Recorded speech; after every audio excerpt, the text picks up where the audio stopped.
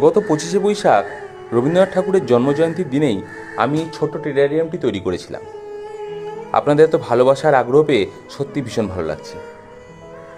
আমরা যেমন অ্যাকুরিয়ামের মধ্যে জলজ উদ্ভিদ ও প্রাণীদের বড় হতে দেখি, ঠিক তেমনই টেরারিয়াম হলো কাঁচের ছোট্ট ঘরের মধ্যে স্থলজ উদ্ভিদকে বড় করে তোলার এক সুন্দর উপায়।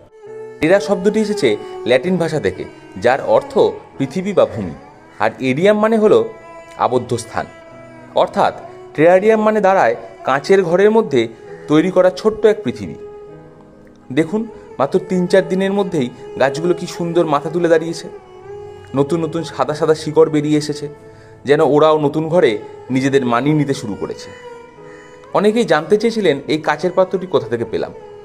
এই ধরনের কন্টেনার আপনি খুব সহজেই যে কোনো শপিং মল, অনলাইন স্টোর বা বাড়ির কাছাকাছি প্লাস্টিকের জিনিস পাওয়া যায় যেসব দোকানে, সেখানে পেয়ে যাবেন।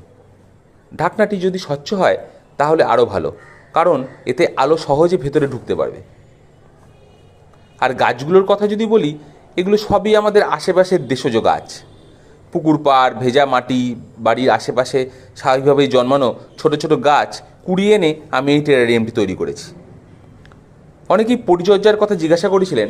সত্যি বলতে টেরারিয়ামের পরিচর্যা একদিনের বিষয় নয়, তাই মাঝে মাঝে আপডেট ভিডিও দিয়ে এর পরিচর্যা সম্পর্কে আপনাদের জানানোর চেষ্টা করব। সবচেয়ে ইন্টারেস্টিং ব্যাপার কি জানেন?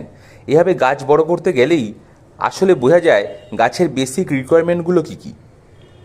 আলো, বাতাস, আর্দ্রতা, জল সবই লাগবে, আর সব কিছু একটি ব্যালেন্সে লাগবে। আর তখন হঠাৎ মনে হয়, বড় করে ভাবলে আমাদের পৃথিবীটাও কি একটি বিশাল টেরারিয়াম নয়? একটি বদ্ধ সিস্টেম যেখানে সব কিছু ব্যালেন্সের ওপর চলছে। একটা সীমাবদ্ধ পরিবেশ যেখানে ভারসাম্য নষ্ট হলেই বিপদ শুরু হয়। আপনাদের কি মনে হয়,